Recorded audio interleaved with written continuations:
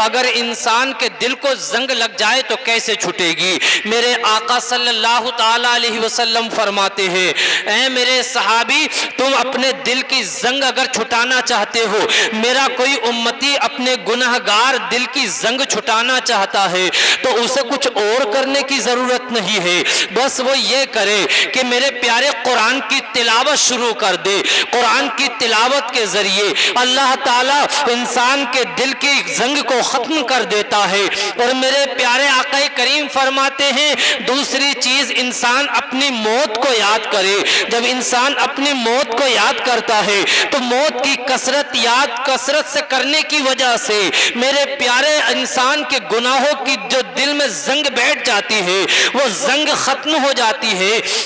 آج ہمارا حال یہی تو ہوا ہے کہ ہم نے قرآن کی تلاوت کو چھوڑ دیا ہے، آج ہم اپنی موت کو بھول گئے ہیں، آج ہم دنیا کی رنگ روغن میں پڑ گئے ہیں، آج ہم دنیا داری میں لگ گئے ہیں، آج تیری میری برائی کرتے نظر آتے ہیں، آج ہم تیری میری غیبت کرتے نظر آتے ہیں، طرح طرح کے گناہ ہم کرتے نظر آتے ہیں۔ اے میری قوم کے لوگوں، ان گناہوں سے اپنے آپ کو بچاؤ، ورنہ تو میرے پیارے موت بہت خطرناک چیز ہے، موت کوئی آسان چیز نہیں ہے۔ یہ موت ہے کہ اس موت نے نہ جانے کتنے پہلوانوں کو اس دھرتی سے اٹھا کر زمین کے نیچے پہنچا دیا ہے، اس موت نے نہ جانے کتنے طاقتوروں کو اس زمین سے اٹھانے کے بعد میرے پیارے زمین کے نیچے پہنچا دیا ہے۔ موت نہ کسی پردھان کو دیکھتی ہے، نہ کسی پردھان کو دیکھتی ہے، نہ کسی دیوان کو دیکھتی ہے، نہ کسی میرے پیارے مالدار اور غریب کو دیکھتی ہے، نہ کسی نوجوان اور کسی بچے کو دیکھتی ہے۔ جب موت آ جاتی ہے تو میرے پیارے اس دنیا سے جانا پڑتا ہے۔ موت ہے میرے پیارے کہ انسان کو میرے پیارے جو اس دنیا سے آخری سفر کر دیتی ہے، اور میرے پیارے جب انسان کو موت آ جاتی ہے تو میرے پیارے اس دنیا سے اس کا تعلق ختم ہو جاتا ہے۔ اپنی موت کی تیاری کرو، اپنی آخرت کی تیاری کرو، اپنی قبر کی تیاری کرو۔ میرے آقا کریم مصطفیٰ جان رحمت نے ارشاد فرمایا اے میری امت کے لوگوں، تم موت کو کثرت سے یاد کرو۔ جب تم موت کو کثرت سے یاد کرو گے تو تمہارے دلوں میں گناہوں کی نفرت پیدا ہو جائے گی اور نیکیوں کی محبت پیدا ہو جائے گی۔ جس انسان کے دل میں گناہوں کی نفرت پیدا ہو جاتی ہے، نیکیوں کی محبت پیدا ہو جاتی ہے، وہ انسان ایک اچھا انسان بن جاتا ہے، وہ نیک انسان بن جاتا ہے۔ اے میری قوم کے لوگوں، آج ہم نے اپنی موت کو بھلا دیا ہے، آج ہم نے اپنی قبر کو بھلا دیا ہے، آج ہم اللہ کی نافرمانی میں لگ گئے ہیں۔ اے میری قوم کے لوگوں، آج تم میرے پیارے قرآن کی تلاوت کو اگر دل سے کرو گے، اللہ کو دل سے یاد کرو گے، اللہ کا ذکر کرو گے تو انشاءاللہ تعالی مجھے امید ہے کہ تمہاری دنیا بھی آباد ہو جائے گی، تمہاری آخرت بھی آباد ہو جائے گی۔ اور میرے پیارے آج ہمارا ماننا یہ ہوتا ہے کہ جس انسان نے دولت کما لی ہے وہ انسان بہت کامیاب ہو جاتا ہے، جو انسان دنیا کا کوئی عہدہ حاصل کر لیتا ہے وہ انسان بہت کامیاب ہو جاتا ہے۔ لیکن میرے پیارے ہم کسی دنیا دار کی بات نہیں مانیں گے، ہم کسی دنیا کے پڑھے لکھے انسان کی بات نہیں مانیں گے، ہم تو اس کی بات مانیں گے جس کو اللہ نے اپنا محبوب بنایا ہے، جو مصطفیٰ جان رحمت ہے، جو عبداللہ کے پیارے ہیں، جو امنا کے دلارے ہیں۔ میرے پیارے آقا کریم مصطفیٰ جان رحمت نے فرمایا خیرکم من تعلم القرآن وعلمہ ما لم تعلم، تم میں بہترین انسان وہ ہے جو قرآن کو پڑھتا ہے، بہترین انسان وہ ہے جو قرآن کو پڑھاتا ہے۔ پتہ چلا کہ میرے آقا جسے سب سے بڑا فرما دے وہی سب سے بڑا ہوتا ہے، جسے میرے آقا سب سے اونچا فرما دے وہی اونچا ہوتا ہے۔ میرے کسی کہنے والے نے کہا ہے یہی ہے آرزو کہ تعلیم قرآن ہو جائے، یہی ہے آرزو کہ تعلیم قرآن ہو جائے، ہر ایک پرچم سے اونچا پرچم قرآن ہو جائے۔ نعرہ لگاؤ، نعرہ تکبیر، نعرہ رسالت، یا رسول اللہ کے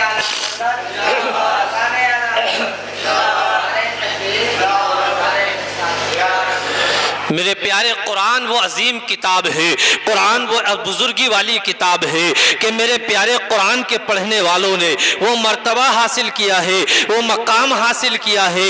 میرے پیارے اگر قرآن کو کوئی پڑھ لیتا ہے اور قرآن کو پڑھنے کے بعد حافظ قرآن بن جاتا ہے اور قرآن کو اپنے دل میں بسا لیتا ہے، میرے آقا فرماتے ہیں کہ اگر وہ پڑھنے والا قرآن کے حرام کردہ چیزوں کو حرام جانے اور قرآن کی حلال کردہ چیزوں کو حلال جانے تو میرے پیارے جب قیامت کا دن آئے گا تو اس کے وہ 10 رشتے دار کہ جن پر ان کے گناہوں کی وجہ سے جہنم واجب ہو چکی ہوگی، تو میرے پیارے قرآن کا حافظ قرآن میرے پیارے ان 10 لوگوں کی شفاعت کرے گا اور شفاعت کرنے کے بعد داخل جنت کرا دے گا۔ ایک حافظ قرآن کا جب یہ عالم ہے تو میرے پیارے ہندوستان کے راجہ خواجہ غریب نواز کا عالم کیا ہوگا، صابر پاک علاء الدین کلیری کی شفاعت کا عالم کیا ہوگا، بغداد کے غوث اعظم کی شفاعت کا عالم کیا ہوگا، غوث اعظم کی شفاعت کا عالم کیا ہوگا، میرے آقا کے غلام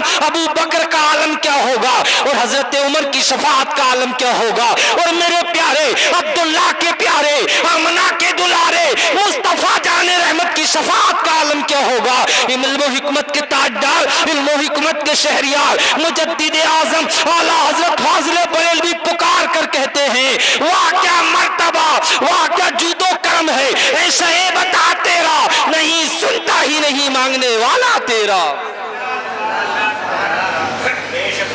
میرے پیارے قرآن کو دل سے لگاؤ، قرآن کی عظمتوں کو اپنے دل سے لگاؤ، اور قرآن کی عظمتوں کو جب اپنے سینے میں بساؤ گے اور قرآن کی عظمتوں کو اپنے دل میں بٹھاؤ گے تو انشاءاللہ تعالی اللہ تعالیٰ تمہارے دل کو روشن کر دے گا، اللہ تمہارے دل کو منور کر دے گا، اللہ دنیا بھی آباد کر دے گا، اللہ تمہاری آخرت بھی آباد کر دے گا۔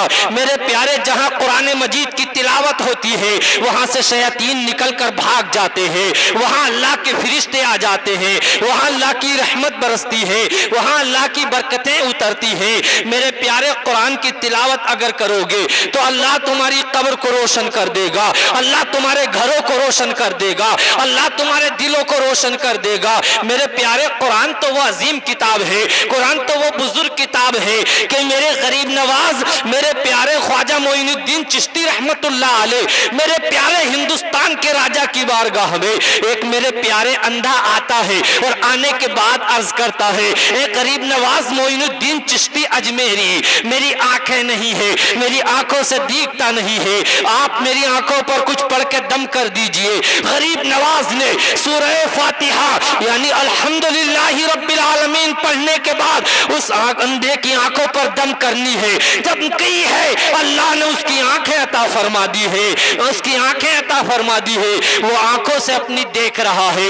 میرے پیارے قرآن کی یہ عظمت ہے، قرآن کی یہ کتاب، قرآن کی یہ بزرگی ہے، یہ قرآن کی فضیلت ہے۔ میرے پیارے حماد مکی بیان کرتے ہیں، ایک مرتبہ کہتے ہیں میرے پیارے حماد مکی کہتے ہیں، میرے پیارے حماد مکی کہتے ہیں کہ ایک مرتبہ میں رات کے عالم میں اپنے گھر میں سو رہا تھا، اچانک میں میری آنکھ کھل جاتی ہے اور جب میری آنکھ کھلتی ہے میں بیدار ہو جاتا ہوں۔ میرے پیارے بہت دیر تک سونے کی کوشش کی لیکن مجھے نیند نہیں آئی، جب مجھے نیند نہیں آئی تو میرے پیارے کہتے ہیں میں قبرستان کی طرف چلا گیا۔ اے میری قوم کے لوگوں دیکھو، ہمارے بزرگوں کو نیند نہیں آتی تھی تو قبرستان کی طرف جایا کرتے تھے، اگر آج ہمیں نیند نہ آئے تو موبائل دیکھنے بیٹھ جاتے ہیں، گانے بجانے سننا شروع کر دیتے ہیں۔ دلوں کا سکون ان گانے اور بجانوں میں نہیں ہے، اگر دل کا سکون حقیقت میں ہے تو دل کا سکون نماز میں ہے، اگر دل کا سکون ہے تو قرآن کی تلاوت میں ہے، اگر دل کا سکون ہے تو حضور کی یاد میں ہے، اگر دل کا سکون ہے تو اللہ کی یاد میں ہے۔ جہاں اللہ کی یاد ہوتی ہے، جہاں مصطفیٰ کا ذکر ہوتا ہے، جہاں تلاوتیں ہوتی ہیں، جہاں قرآن کی تلاوت ہوتی ہے، جہاں نماز ہوتی ہے، جہاں ذکر مصطفیٰ ہوتا ہے، جہاں ذکر حبیب ہوتا ہے، جہاں ذکر خدا ہوتا ہے، وہاں رحمتیں ہوتی ہیں، وہاں اللہ کی برکتیں ہوا کرتی ہیں۔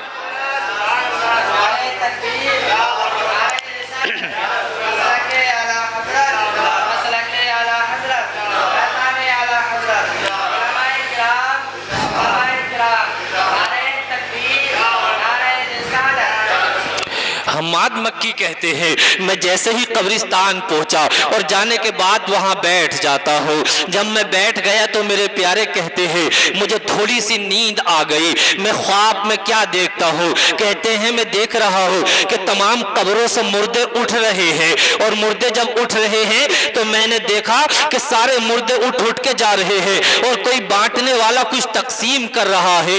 میں نے پوچھا کیا قیامت آ گئی ہے کہ لوگ اپنی قبروں سے اٹھ رہے ہیں؟ لوگوں نے بتایا کہ نہ قیامت نہیں آئی ہے، بلکہ بات یہ ہے کہ 1 سال پہلے اس قبرستان میں ایک اللہ کا نیک بندہ آیا تھا، اور اس نیک بندے نے میرے پیارے سورہ اخلاص یعنی قل ہو اللہ شریف پڑھنے کے بعد میرے پیارے ان مردوں کے لیے ایصال ثواب کیا تھا۔ 1 سال ہو گیا ہے کہ سورہ فاتحہ کا ثواب تقسیم ہو رہا ہے۔ اے میری قوم کے لوگوں، اگر سورہ فاتحہ یعنی سورہ اخلاص یعنی قل ہو اللہ شریف اگر تمہیں یاد ہے اور یاد ہونے کے بعد تم نے اپنے والدین کے لیے ایصال ثواب کر دیا ہے، جب تم قبرستان جاؤ تو میرے پیارے مرحومین کے لیے پڑھ کے ایصال ثواب کر دیا کرو۔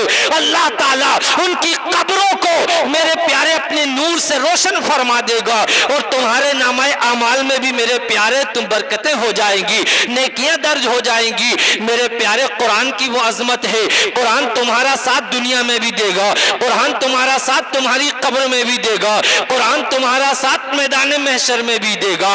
میرے پیارے ایک اللہ کے نیک بندے ہیں، وہ بیان کرتے ہیں کہ ایک مرتبہ ایک جنازے میں شریک ہوا، اور جب جنازے میں شریک ہوا تو میرے پیارے ہم لوٹ رہے تھے، اچانک میں میرے پیارے کہتے ہیں کہ جب میں نے لوٹ رہے تھے تو میرے پیارے اچانک میں قبرستان میں قبر سے ایک بھیانک دھماکے دار آواز آتی ہے، اور جب دھماکے دار آواز آئی تو کہتے ہیں میں لوٹ کر گیا، اور جب میں نے جا کر دیکھا تو میں کیا دیکھتا ہوں کہ ایک کالے کتے کی شکل میں ایک جانور نکل کے بھاگ رہا ہے۔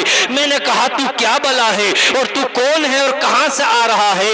کہنے لگا میں اس صاحب قبر کے برا عمل ہوں، یعنی دنیا میں جو یہ گناہ کرتا تھا، بدعمالیاں کرتا تھا، میں اس صاحب قبر کا برا عمل ہوں۔ تو کہتے ہیں حماد مکی میں نے جو ہے اسی سے پوچھا کہ بتا یہ دھماکے دار جو آواز آئی ہے یہ چوٹ تیرے لگی ہے یا اس صاحب قبر کے لگی ہے؟ وہ کالا کتا کہنے لگا یہ چوٹ میرے لگی ہے، اس لیے کہ میں بد عمل تھا، اس کا برا عمل تھا، میں اس انسان کے قریب جانے والا تھا، لیکن دنیا میں یہ انسان قرآن کی تلاوت کیا کرتا تھا، قرآن کی ایک سورت پڑھتا تھا، وہ سورت آ گئی اور اس نے مجھے اس انسان کے قریب تک نہ جانے دیا۔ اے میری قوم کے لوگوں، یہ قرآن ہے جو دنیا میں بھی تمہارا ساتھ دیتا ہے، تمہاری قبر میں بھی ساتھ دیتا ہے، تمہاری آخرت میں بھی ساتھ دے گا، اور جب قرآن کی تلاوت کرتے رہو گے اللہ تمہاری بخشش و نجات فرما دے گا۔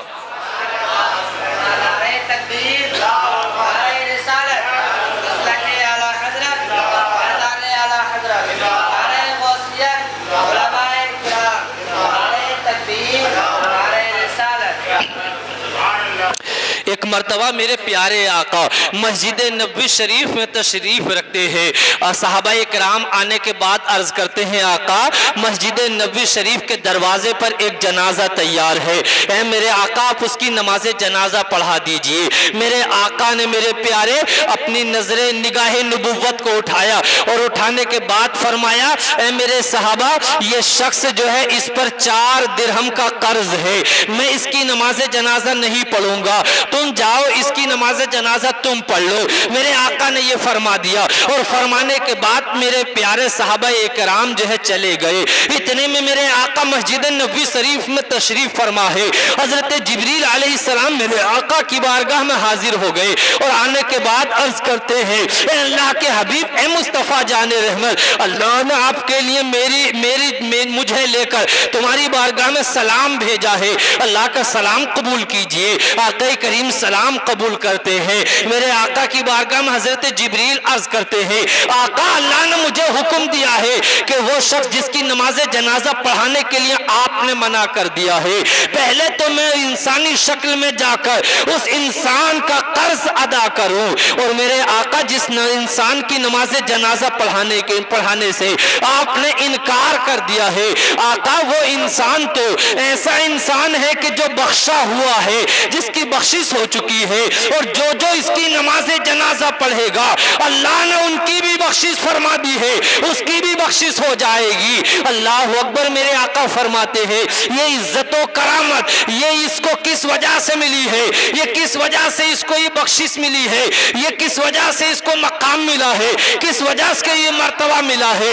تو میرے پیارے آقا کی بارگاہ میں حضرت جبریل علیہ السلام عرض کرتے ہیں اے میرے آقا یہ شخص جب دنیا میں تھا، جب یہ حیات تھا، تو میرے آقا یہ شخص جو ہے ہر دن 100 مرتبہ قل ہو اللہ شریف کی تلاوت کیا کرتا تھا، یعنی قل ہو اللہ احد اللہ الصمد، اس پوری سورت کی دن میں 100 مرتبہ تلاوت کرتا تھا، اس لیے کہ اس سورت میں اللہ کی صفات یعنی پاکی بیان کی گئی ہے، اللہ کی وحدانیت بیان کی گئی ہے، اللہ کی ثنا بیان کی گئی ہے، اور اللہ کو اپنی حمد بڑی پسند ہے، اللہ کو اپنی ثنا بڑی پسند ہے، اللہ کو اپنی تعریف بڑی پسند ہے۔ میرے آقا کی بارگاہ میں عرض کرتے ہیں آقا اللہ پاک نے اور بھی کچھ خوشخبریاں لے کر بھیجی ہیں، اے آقا آپ کا جو امتی بھی پوری زندگی میں ایک مرتبہ سورہ اخلاص یعنی قل ہو اللہ احد کو خلوص دل سے اللہ کی رضا کے لیے پڑھ لے گا، اس انسان کو اس وقت تک موت نہ آئے گی جب تک کہ اللہ اسے جنت میں اس کا گھر نہ دکھا دے گا۔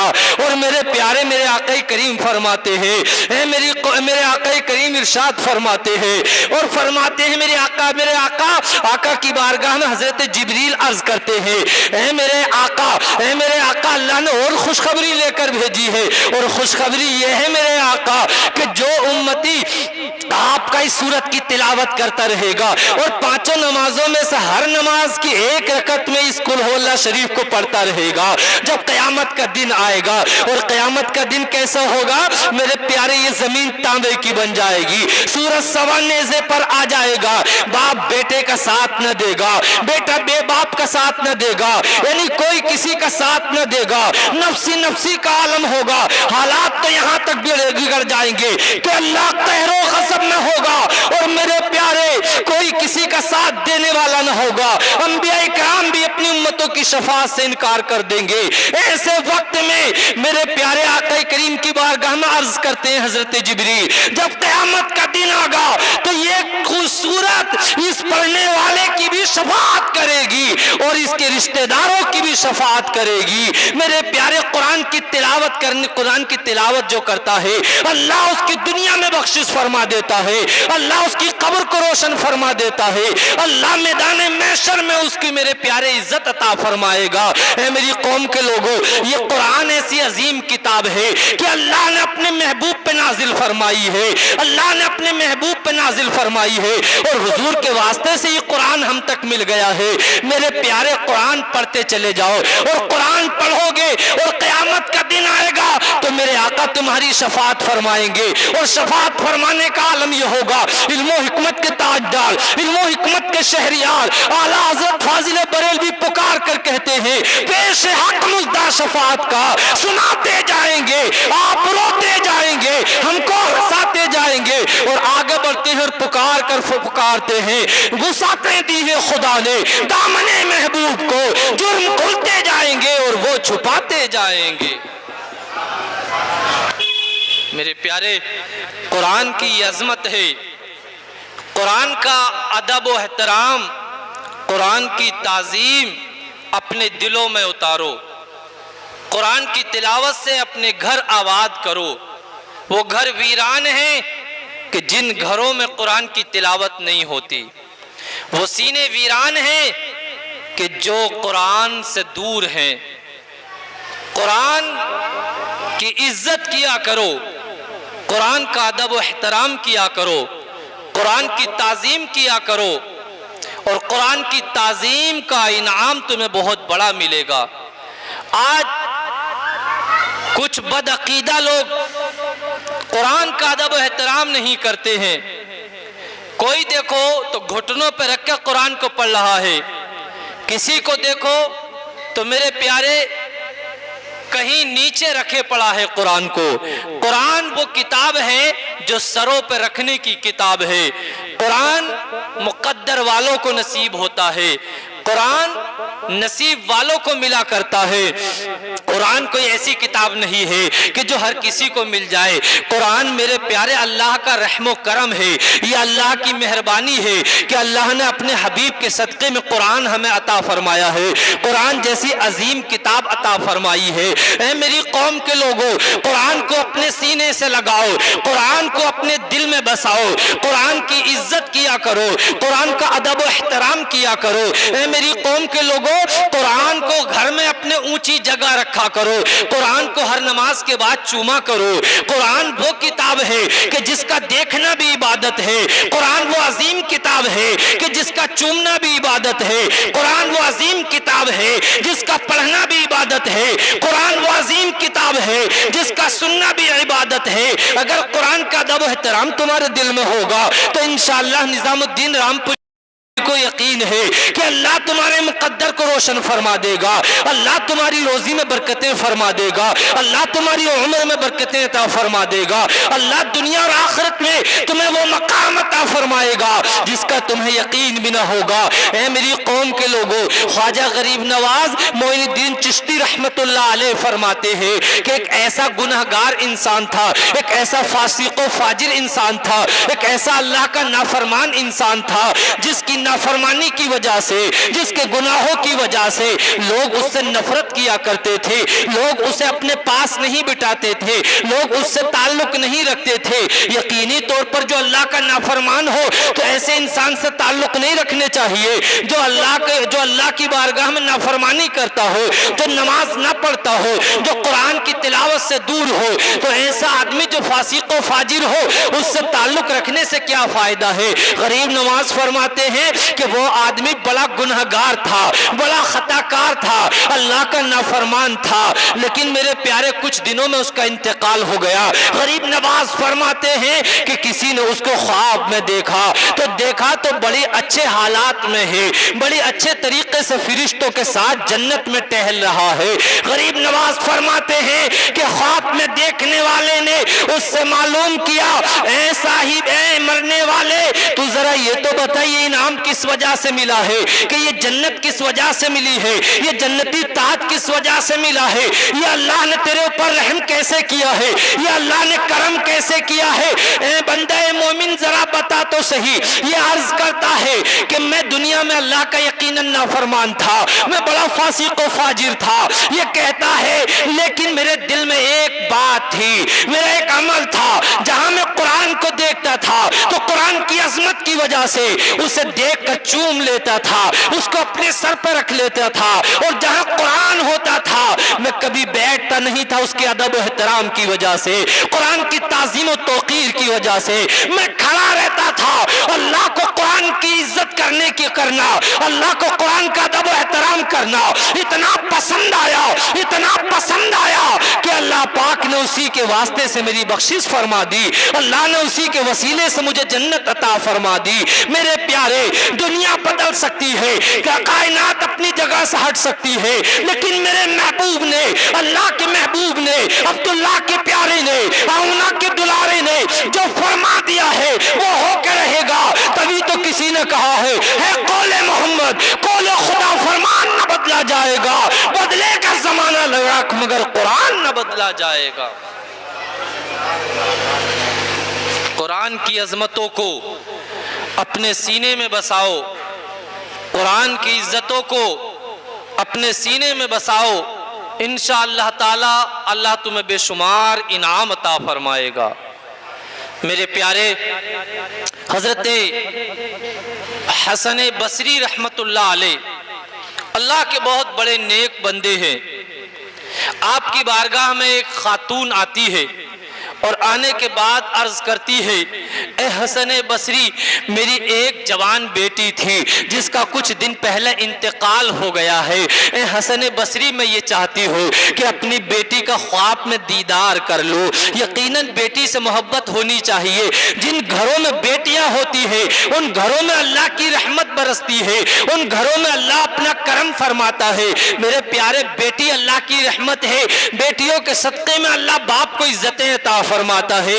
میرے پیارے یہ کہتی ہیں حسن بصری میری بیٹی کا انتقال ہو گیا ہے، میں اس کا غم برداشت نہیں کر پاتی ہوں۔ اے حسن بصری میری بیٹی میں یہ چاہتی ہوں اسے خواب میں دیکھ لوں۔ حسن بصری کہتے ہیں جا عشاء کی نماز کے بعد جانے کے بعد تو 4 رکعت نماز نفل نماز ادا کر لے اور اللہ کی بارگاہ میں دعا کر، اللہ تیری بیٹی کو تجھے خواب میں دکھا دے گا۔ یہ عورت جاتی ہے اور 4 رکعت نفل نماز پڑھنے کے بعد دعا کرتی ہے اللہ کی بارگاہ میں، یہ اپنی بیٹی کو خواب میں دیکھتی ہے۔ کیا دیکھتی ہے کہ میرے پیارے اس کی بیٹی جہنم کی بیڑیوں میں، جہنم کی ہتکڑیوں میں جکڑی پڑی ہے اور بڑا سخت عذاب ہو رہا ہے۔ یہ عورت جب خواب سے بیدار ہوئی تو بڑی زار و قطار رونے لگی۔ اے میری قوم کے لوگوں اپنی قبر کو یاد کیا کرو، اپنی موت کو یاد کیا کرو، قبر کی تاریکی کو یاد کیا کرو، قبر کی دہشت کو یاد کیا کرو، اس لیے کہ قبر میں تمہارا کوئی ساتھ دینے والا نہ ہوگا،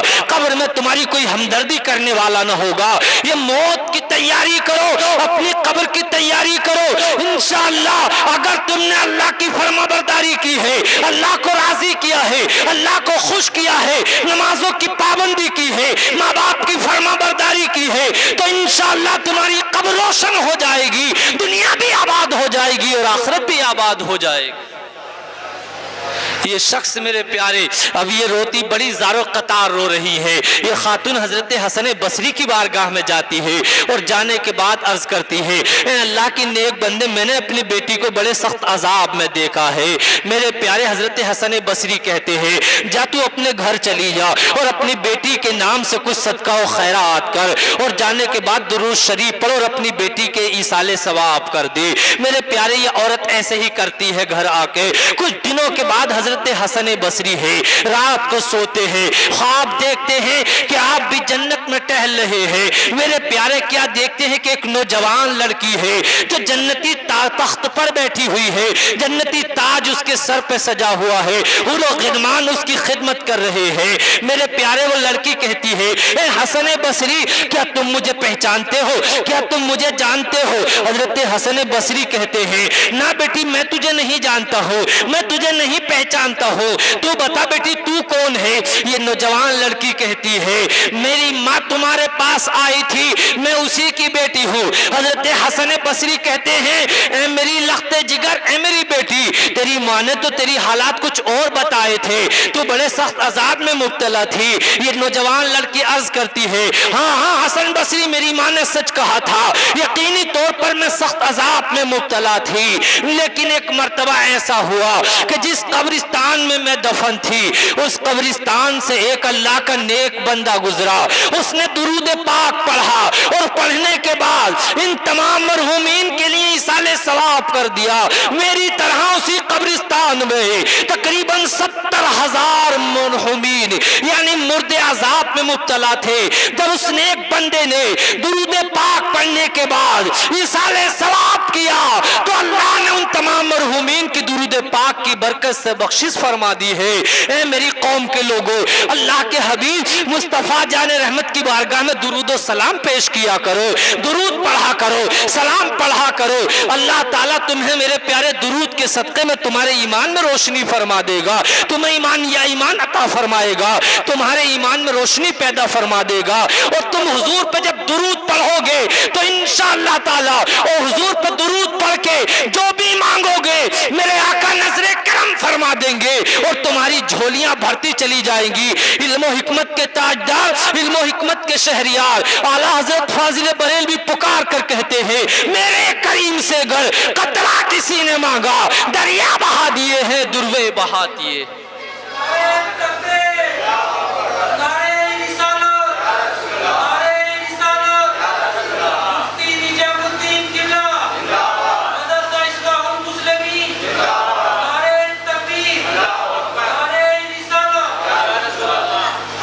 میرے پیارے قبر کی تیاری کیا کرو، اپنی قبر کی تیاری کیا کرو میرے پیارے۔ جو شخص اپنی قبر کی تیاری کرتا ہے، جو شخص اپنی موت کی تیاری کرتا ہے، وہی عقل مند ہے، وہی کامیاب ہے۔ اس لیے کہ دنیا میں ہمیشہ نہ رہیں گے، دنیا چند دن کی ہے، تمہاری آنکھیں بند ہو جائیں گی، تمہاری یہ سانس کی ڈوری ٹوٹ جائے گی، تمہارا کوئی ساتھ دینے والا نہ ہوگا، قبر کے اندر تمہارا کوئی حمایتی نہ ہوگا۔ تم کتنا ہی مال کما لو، تمہارا مال تمہارے گھر میں رہ جائے گا، تمہارے اعزاء و قریبا رشتہ دار تمہاری صرف قبر تک جائیں گے، اور تمہیں میرے پیارے قبر میں دبانے کے بعد فوراً واپس آ جائیں گے۔ تمہارے لیے قبر پہ کھڑے ہو کر کوئی تلاوت کرنے کے لیے تیار نہ ہوگا۔ اے میری قوم کے لوگوں، اپنی موت کی تیاری کرو، اپنی قبر کی تیاری کرو میرے پیارے۔ جب تم اپنی قبر کی تیاری کرو گے، اپنی موت کی تیاری کرو گے، تو انشاءاللہ گناہوں سے دور ہو جاؤ گے، نیکیوں کے قریب ہو جاؤ گے۔ ورنہ تو میرے پیارے تمہیں یہیں پر سب رہ جائے گا۔ جیسے میرے پیارے ہم سے پہلے لوگ کتنے اس دنیا سے چلے گئے، ہم بھی ایک دن اسی طرح اس دنیا سے چلے جائیں گے۔ اے میری قوم کے لوگوں، اپنی قبر کی تیاری کرو، قرآن کی عظمت کو اپنے سینوں میں بٹھاؤ، قرآن کو اپنے دل میں اتارو، قرآن سے محبت کرو، اور اپنے بچوں کو قرآن کی تعلیم دیا کرو، اپنے بچوں کو قرآن پڑھایا کرو۔ جس گھر کے بچے قرآن پڑھتے ہیں، اللہ اس گھر میں برکتیں عطا فرماتا ہے، اللہ اس گھر میں اپنی رحمتیں اتارتا ہے۔ اے میری قوم کے لوگوں، ایک دن ہمیں موت آ جائے گی اور ہم بھی اس دنیا سے چلے جائیں گے۔ اللہ کے مقدس نبی ہے، حضرت عیسیٰ علیہ السلام ہے، میرے پیارے حضرت عیسیٰ علیہ السلام ہے، کہ ایک راستے سے گزرتے ہیں۔ جب ایک راستے سے گزرے تو آپ نے دیکھا کہ النبی جو ہوتے ہیں وہ زمینوں کے نیچے بھی دیکھتے ہیں، وہ آسمانوں کے اوپر بھی دیکھتے ہیں۔ اللہ اپنے نبی کو علم غیب عطا فرماتا ہے، اللہ اپنے ولیوں کو بھی غیب عطا فرماتا ہے۔ میرے پیارے، اللہ اپنے نبیوں کو غیب کی طاقت عطا فرماتا ہے، وہ زمین کے نیچے کا بھی دیکھتے ہیں، وہ آسمان کے اوپر کا بھی دیکھتے ہیں۔ میرے پیارے حضرت عیسیٰ علیہ السلام ہے، ایک راستے سے جب گزرے، ایک قبر پر آپ کی نظر پڑتی ہے، تو میرے پیارے کیا دیکھتے ہیں کہ اس قبر کے اندر جو مردہ ہوتا ہے وہ سخت عذاب میں مبتلا ہوتا ہے، اس کی قبر میرے پیارے جہنم کا گڑھا بن چکی ہے۔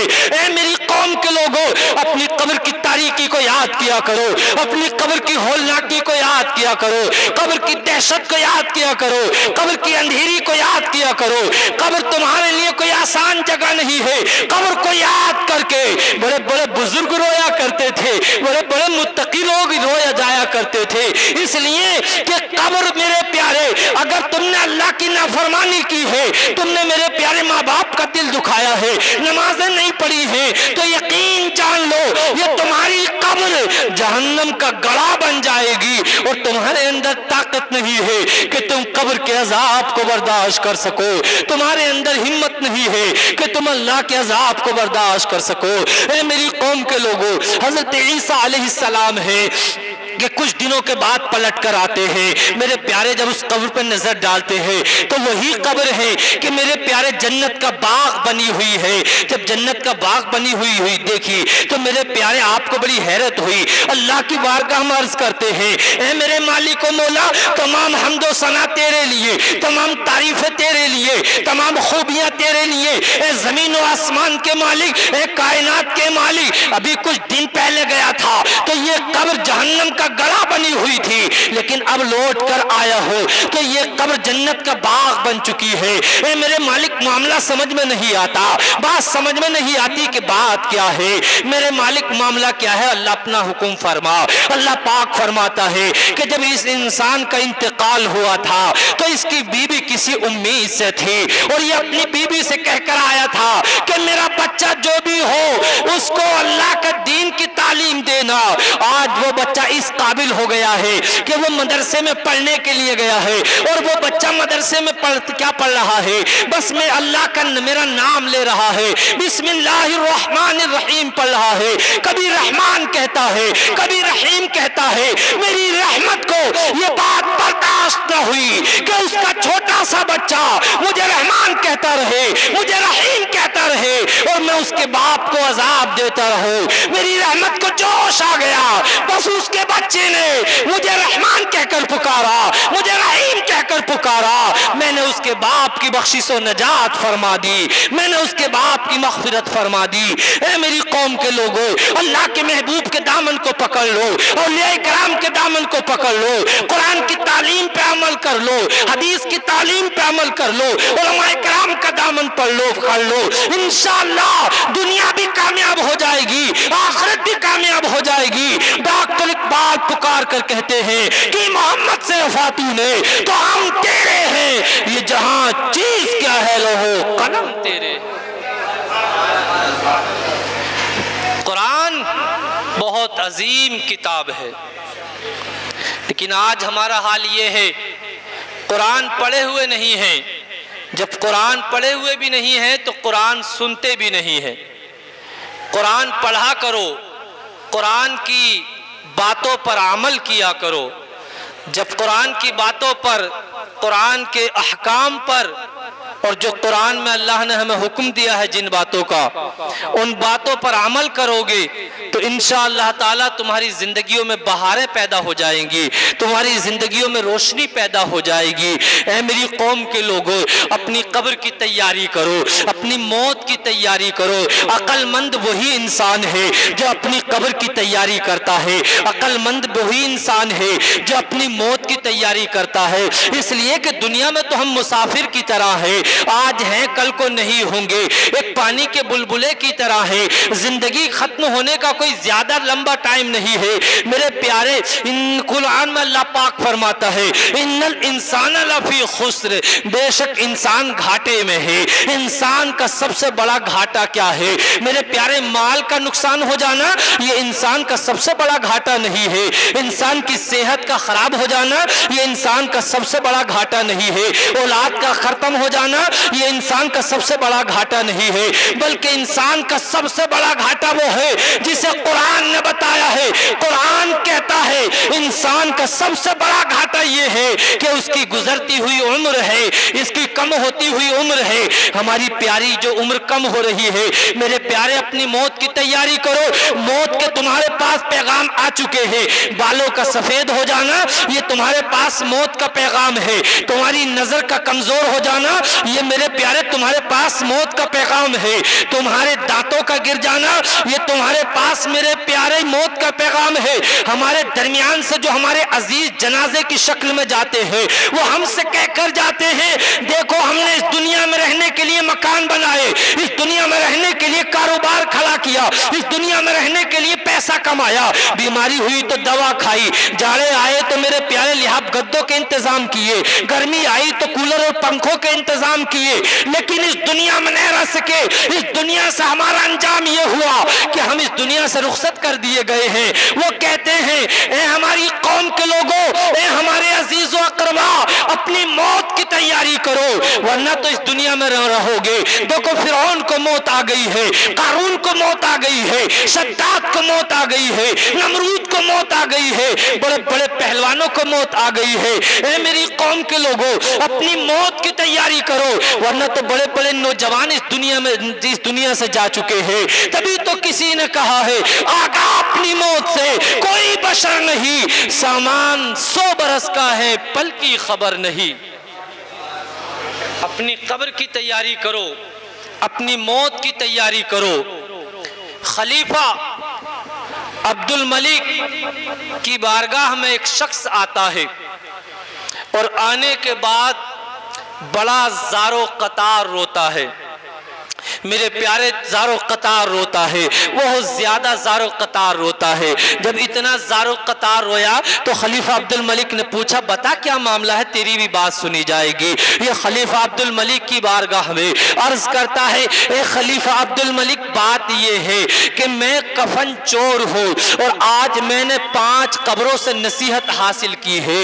خلیفہ عبد الملک کہتے ہیں کیا معاملہ ہے، کیا بات ہے، بتا تو صحیح۔ یہ کہتا ہے رات میں جب قبرستان میں اندھیری اور تاریکی میں گیا اور میں نے میرے پیارے کہتا ہے کفن چرانے کی کوشش کی تو میں نے ایک قبر کو کھولا اور جب میں نے قبر کو کھولا تو میں کیا دیکھتا ہوں کہ مردے کا چہرہ کعبے سے پھرا ہوا ہے، یعنی جب ہم اپنے مردے کو قبر میں رکھتے ہیں تو اس کے چہرے کو کعبے کی طرف کر دیتے ہیں۔ یہ کہتا ہے میں نے مردے کا چہرہ کعبے سے پھرا ہوا دیکھا۔ یہ کعبے سے پھرنے کا مطلب مطلب یہ ہوتا ہے کہ یہ انسان اللہ کا نافرمان ہے, اللہ اس سے ناراض ہو چکا ہے. اے میری قوم کے لوگوں, یہ کفن چور کہتا ہے میں گھبرا گیا, اور جب میں گھبرایا اور میں بھاگنے والا تھا, غیب سے آواز آتی ہے کہ آنے والے بھاگنا نہیں ہے بلکہ صاحب قبر سے پوچھ کہ اس سے اللہ کیوں ناراض ہوا ہے اور یہ اس عذاب میں مبتلا کیوں ہوا ہے. اے میری قوم کے لوگوں, یہ میری قوم کے لوگوں, یہ شخص کہتا ہے مجھ میں اتنی ہمت نہیں ہے, مجھ میں اتنی طاقت نہیں ہے کہ میں اس شخص سے پوچھ سکوں کہ اس سے اللہ ناراض کیوں ہوا ہے. میرے پیارے غیب سے ندا آتی ہے کہ پوچھ تو صحیح کہ اللہ اس سے ناراض کیوں ہوا ہے. اے میری قوم کے لوگوں, یہ کہتا ہے میں اس قبر پہ کھڑا ہوا, کہا ہے صاحب قبر ذرا یہ بتا کہ اللہ تجھ سے کیوں ناراض ہوا ہے, اللہ کی تجھ سے ناراضگی کی وجہ کیا ہے. یہ صاحب قبر کہتا ہے میں دنیا میں رہ کر شراب پیتا تھا اور میں زنا کرتا تھا. ایک میری قوم کے لوگوں, آج ہماری قوم میں شراب نوشی عام ہوتی چلی جا رہی ہے, نشہ بازی عام ہوتی چلی جا رہی ہے, اور میرے پیارے زناکاری عام ہوتی چلی جا رہی ہے. اے میری قوم کے نوجوانوں, اس شراب سے بچتے چلے جاؤ, اس جوا بازی سے بچتے چلے جاؤ, اس میرے پیارے زناکاری سے بچتے چلے جاؤ.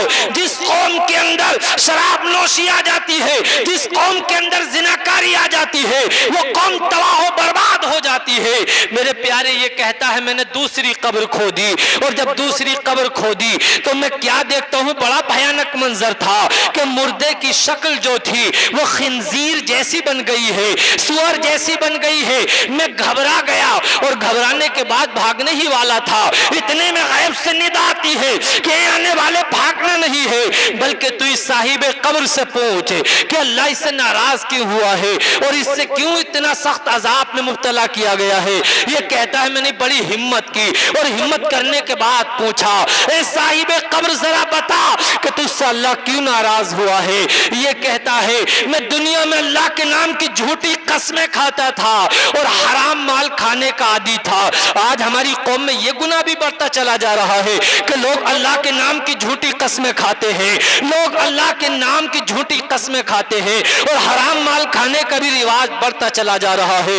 اے میری قوم کے لوگوں, اللہ کے نام کی جھوٹی قسم مت کھایا کرو, حرام مال سے بچایا کرو, حرام مال سے بچا کرو. جو شخص حرام مال کھاتا ہے اللہ اور اس کے رسول اس سے ناراض ہو جاتے ہیں. اے میری قوم کے لوگوں, یہ کہتا ہے میں تیسری قبر پہ گیا اور میں کیا دیکھتا ہوں کہ بڑا عجیب معاملہ تھا. میں نے جب قبر کھودی تو کیا دیکھتا ہوں کہ مردے کی جیب جو منہ میں ہونی چاہیے تھی وہ اس کی گدی میں کو نکلی ہوئی ہے, پیچھے کو نکلی ہوئی ہے. میرے پیارے غیب سے ندا آئی کہ اس شخص پر اللہ اس لیے ناراض ہوا ہے, اس پر عذاب قبر اس لیے ہوا ہے کہ یہ لوگوں کی غیبت کیا کرتا تھا, یہ لوگوں کی چغلی کیا کرتا تھا, لوگوں کو آپس میں لڑوایا کرتا تھا. اے میری قوم کے لوگوں, آج ہماری قوم میں غیبت عام ہوتی چلی جا رہی ہے, آج ہماری قوم میں غیبت بڑھتی چلی جا رہی ہے اور دھوکے بازی مکر میرے پیارے عام ہوتا چلا جا رہا ہے. یہ کہتا ہے میں نے چوتھی قبر کھودی, میں نے چوتھی قبر کھودی تو کیا دیکھتا ہوں کہ بڑا بھیانک منظر تھا. مردہ آگ میں پڑا تھا, مردہ آگ کی لپیٹ میں تھا, بڑی بھیانک عذاب میں مبتلا تھا. میں نے پوچھا اس پر یہ عذاب کیوں نازل ہو رہا ہے. غیب سے ندا آتی ہے کہ یہ دنیا میں بے نمازی تھا, یہ دنیا میں نماز چھوڑنے کا عادی تھا. اے میری قوم کے لوگوں, آج بے نمازی ہر آدمی ہوتا چلا جا رہا ہے. ہماری مسجدیں ویران ہو رہی ہے, ہماری مسجدیں خالی ہوتی چلی جا رہی ہے. اگر تم کامیابی چاہتے ہو تو نماز کی پابندی کرو, اگر بے نمازی ہو گئے تو اللہ ناراض ہو جائے گا. ہمارا کیا بنے گا, ہمارا کیا ہوگا اگر ہم بے نمازی ہو کر اس دنیا سے انتقال کر گئے تو میرے پیارے ہم جہنم کے عذاب کو کیسے برداشت کر پائیں گے. اے میری قوم کے لوگوں, یہ کہتا ہے میں نے پانچویں قبر کھودی اور جب پانچویں قبر کھودی تو میں کیا دیکھتا ہوں, میرے پیارے ایک بڑا حسین و خوبصورت نوجوان ہے جو جنتی تخت پہ بیٹھا ہوا ہے اور جنتی تاج اس کے سر پہ سجا ہوا ہے. میں نے پوچھا اے نوجوان تو نے کون سا نیک عمل کیا تھا دنیا میں. وہ نوجوان کہتا ہے میں جوانی میں گناہوں سے سچے دل سے توبہ کر لی تھی اور توبہ کرنے کی کی وجہ سے اللہ نے مجھے بخش دیا ہے اور میں نمازی ہو گیا تھا، نماز کی برکت سے اللہ نے مجھے جنت عطا فرما دی ہے۔ اے میری قوم کے لوگوں، اپنی موت کی تیاری کرو، اپنی قبر کی تیاری کرو، میدان محشر کی تیاری کرو، ورنہ ہمارے اندر عذاب قبر برداشت کرنے کی طاقت نہیں ہے، ہمارے اندر اللہ کے قہر و غضب کرنے کی عذاب برداشت کرنے کی طاقت نہیں ہے۔ میرے پیارے، دنیا بس آخرت چل رہی ہے، ہماری دنیا ختم ہونے والی ہے، قرب قیامت ہے۔ نیک اعمال کرو، اللہ کو راضی کرو، اس بات سے ڈرو کہیں ایسا نہ ہو کہ اللہ ہم سے ناراض ہو جائے۔ میرے پیارے، ایک دن موت آنی ہے، ایک دن آخر موت آنی ہے، میرے پیارے، ایک دن موت آنی ہے، ہمیں موت آ جائے گی اور میرے پیارے ہمارے اعمال کا سلسلہ بند ہو جائے گا۔ میرے پیارے، اپنی موت کی تیاری کرو، اپنی قبر کی تیاری کرو۔ کہنے سننے میں جان کر بھول کر کوئی غلطی ہوئی ہو، میں اس سے توبہ کرتا ہوں، استغفر اللہ ربی من کل ذنب واتوب الیہ۔ کلمہ شریف پڑھیے، لا الہ الا اللہ محمد رسول اللہ۔